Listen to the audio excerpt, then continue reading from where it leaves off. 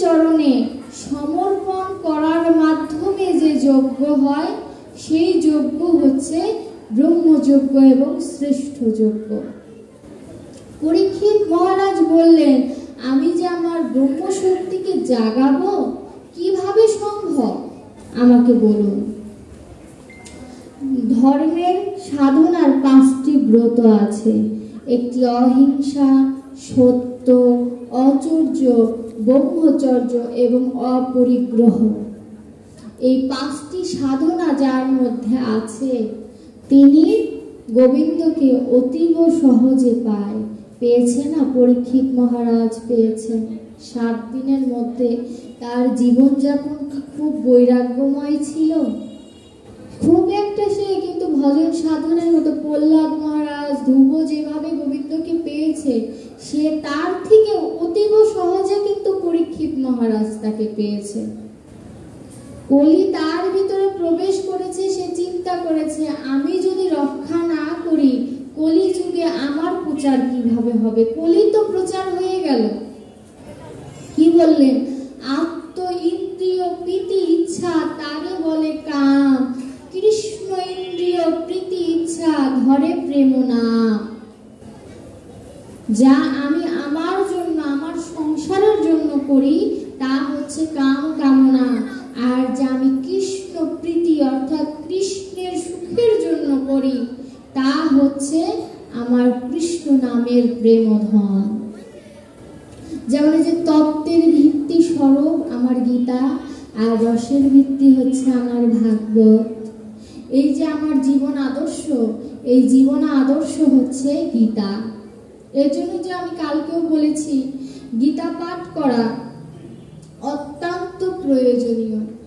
সুখদেব গোস্বামীকে কিন্তু ব্যাসদেব যখন ভাগবত দিলেন, দেওয়ার পূর্বে বলেছেন গীতা কিন্তু শ্রেষ্ঠ। গীতা কেন শ্রেষ্ঠ বলেছেন? ভক্ত এ কারণেই বলেছে কারণ ভাগবতে প্রবেশ করার জন্য যে যোগ্যতাটা প্রয়োজন সেই যোগ্যতা গীতার মধ্যে নিয়োজিত আছে। আমরা তো অনেক কষ্ট করে মানব জন্ম পেয়েছি। 20 লক্ষ বার গাছপালা, 9 লক্ষ বার জলজ অর্থাৎ জলে, 11 লক্ষ বার পোকা, 10 লক্ষ বার ডিমের মধ্যে, 30 লক্ষ বার পশু জন্ম, তারপরেও আরো 4 লক্ষ বার ভীম সাঁওতাল কত কিছু হয়ে এই মানব জন্ম পেয়েছি। এত সহজে পাইনি। আমাদের আগের জন্মে কত কিছু করেছি, কিন্তু মানব জন্ম কিভাবে পেলাম? ওই 20 লক্ষ বার গাছপালা জন্মগ্রহণ করতে করতে যখন তুলসী রূপে জন্মগ্রহণ করলাম, সেই তুলসী পাতা যখন গোবিন্দের প্রসাদে অথবা চরণে গেল তখন আমার সেই বৃক্ষকুল থেকে আমার উদ্ধার হয়ে গেল। 9 লক্ষ বার জলে বিভিন্ন কীট পতঙ্গ হিসেবে আমার জন্ম হয়েছে। যেদিন শঙ্খ রূপে আমার জন্ম হলো সেটি গোবিন্দের ধ্বনিতে যখন উচ্চারিত হলো, প্রতিধ্বনি হলো, তখন আমার সেই 9 লক্ষ বার জলজ জন্ম সার্থক হয়েছে।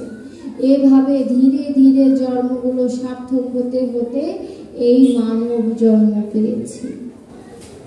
গাভী কুলে জন্ম হয়েছে, কুকুর কুলে জন্ম হয়েছে, কীট পতঙ্গ কত না জন্ম হয়েছে। গাভী কুলে জন্ম হয়ে যখন সেই দুধ গোবিন্দের কাছে গেল সেই পশু জন্ম আমার উদ্ধার হয়ে গেল। আর এই মালব কুলে 4 লক্ষ বার যে জন্মগ্রহণ করেছি, যেদিন কোনো বৈষ্ণব বা কোনো ভক্ত আমায় কৃপা করেছে সেদিন আমি এই পূর্ণাঙ্গ মানব জন্ম পেয়েছি।